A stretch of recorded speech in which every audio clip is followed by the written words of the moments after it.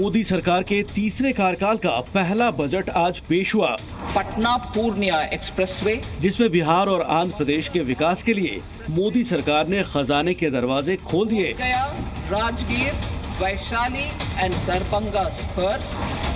NDA में शामिल JDU और टीडीपी को खुश करने में कोई कमी नहीं छोड़ी गई।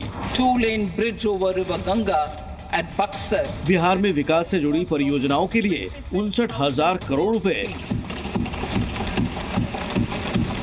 और आंध्र प्रदेश की नई राजधानी अमरावती के विकास के लिए 15,000 करोड़ रुपए की घोषणा की गई।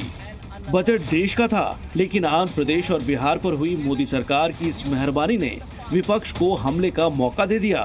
विपक्ष ने सीधे सीधे इसे कुर्सी बचाओ बजट करार दिया है। अरे ये तो कुर्सी बचाओ बजट है। उनको कुर्सी बचाने के लिए जो पार्टी उनको लिए कुर्सी बचाते हैं उनके लिए बजट है। नीतीश कुमार और आंध्र प्रदेश का उनको सेव करने के लिए, उनको पास में रखने के लिए इसका बजट है। ये इंडिया का बजट नहीं है, देश के लिए बजट नहीं है। उन्होंने बंगाल का तो कुछ ही नहीं दिया है। वहीं कांग्रेस ने आरोप लगाया कि ये नीतीश कुमार और चंद्रबाबू नायडू से डरा हुआ बजट है। नायडू साहब से और नीतीश साहब से डरा हुआ बजट है। ना देश के लिए, ना नौजवान के लिए। चिकित्सा खाली कर दिया। कोई मतलब ऐसा बजट है जिसके अंदर पूरा डर परिलक्षित हो रहा है।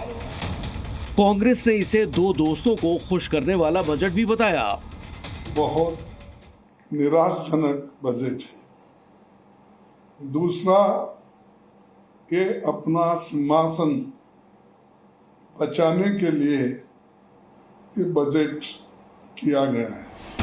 वहीं राहुल गांधी ने भी इसे कुर्सी बचाओ बजट करार देते हुए दावा किया कि ये कांग्रेस के घोषणा पत्र का कॉपी पेस्ट है। बजट पर केंद्र को घेरने में उद्धव गुट की शिवसेना भी पीछे नहीं रही।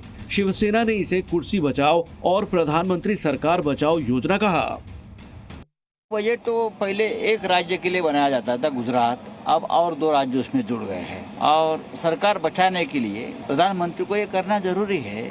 कुर्सी बचाने के लिए बजट बनता है, देश के लिए नहीं बनता है। ये हमने पहली बार देखा है। I think this budget should be called प्रधानमंत्री सरकार बचाओ योजना।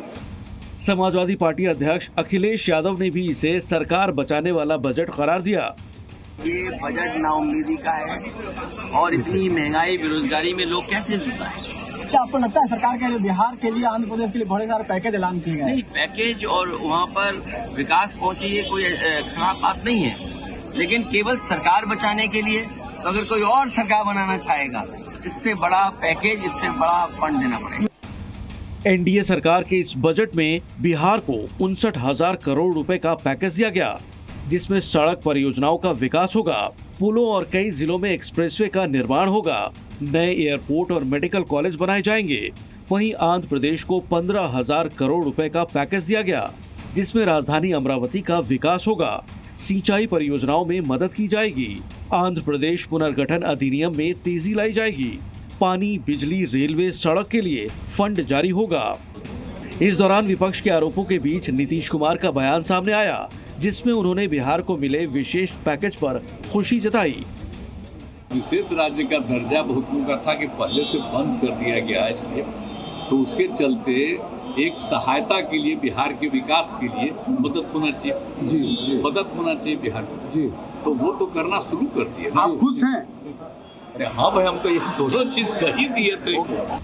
विपक्षी नेताओं ने विशेष राज्य के मुद्दे पर भी केंद्र सरकार को घेरते हुए आरोप लगाया कि विशेष पैकेज देकर दोनों दलों को खुश करने की कोशिश की गई है, लेकिन उनकी मांगों को पूरा नहीं किया गया है। लिहाजा जेडीयू और टीडीपी को सरकार से समर्थन वापस लेना चाहिए। ब्यूरो रिपोर्ट, जी मीडिया। लोकसभा चुनाव में बीजेपी को 240, टीडीपी को 16 और जेडीयू को 12 सीटों पर जीत मिली।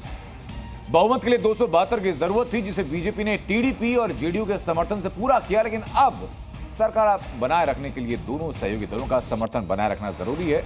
और यही वजह कि बिहार और आंध्र प्रदेश के लिए विशेष मेहरबानी इस बजट में देखिए। इस बजट में जो आंकड़े हैं बिहार आंध्र प्रदेश के लिए, वो जरा देखिए आप।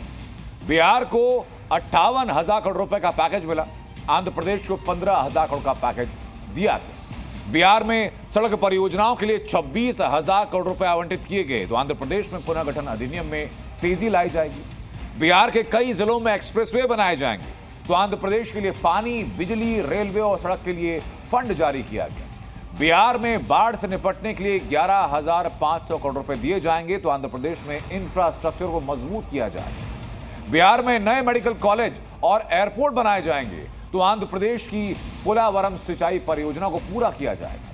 बिहार के महाबोधि मंदिर और विष्णुपद मंदिर विकसित किए जाएंगे। तो आंध्र प्रदेश के पिछड़े इलाकों का विकास किया जाएगा।